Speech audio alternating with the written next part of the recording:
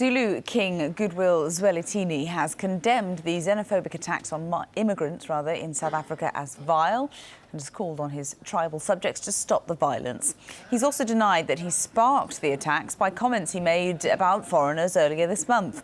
We spoke to the journalist Vumani Mkhize in Johannesburg.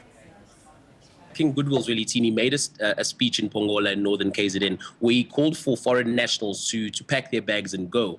He has since said that his words were misinterpreted, particularly by members of the media, and he didn't intend for the xenophobic violence to actually erupt in the province. People have been complaining and saying there hasn't been responsible leadership, particularly from him, because he's got so much influence amongst Zulu people and amongst people of KwaZulu-Natal. They felt that his words were very irresponsible for a person who has that much influence. Now, we saw the king call an imbizo, which is a Zulu word for a gathering. And in that meeting, he called upon his subjects to lay down their arms, and he renounced the violence that had been going on.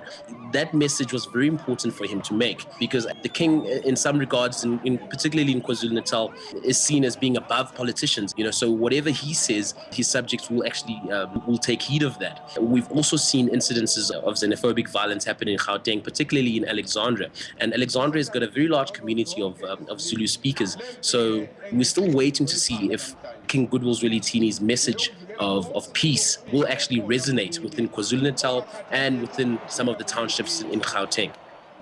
In the stands, I heard many of King Goodwill Zwelithini's subjects say that they wanted to go to a point area in the Durban CBD for an attack on the foreign nationals over there. So King Goodwill Zwelithini's speech was very important to calm tensions amongst his subjects and to calm tensions in the province, because the king is a very powerful man. If he makes a decree and he says that his subjects should act in a particular way, many people do listen instead of listening to the politicians. So he's a very powerful man, and so the politicians actually roped him in and asked him to call upon this imbizo and talk to his subjects in order to calm the violence and the tension that had been going on in KwaZulu-Natal for the past 3 weeks. It remains to be seen if his words will be heeded.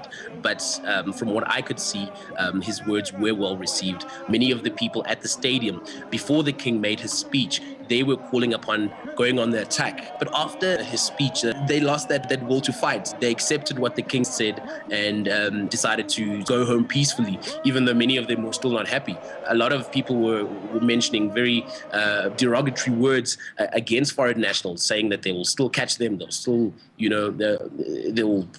they'll still beat them up if they see them on the street, so on and so on. But in terms of a collective sense of violence amongst the people there, that did dissipate after the king made his speech. So in the coming days or so, we will see if the king's efforts were successful in quelling the violence in the province.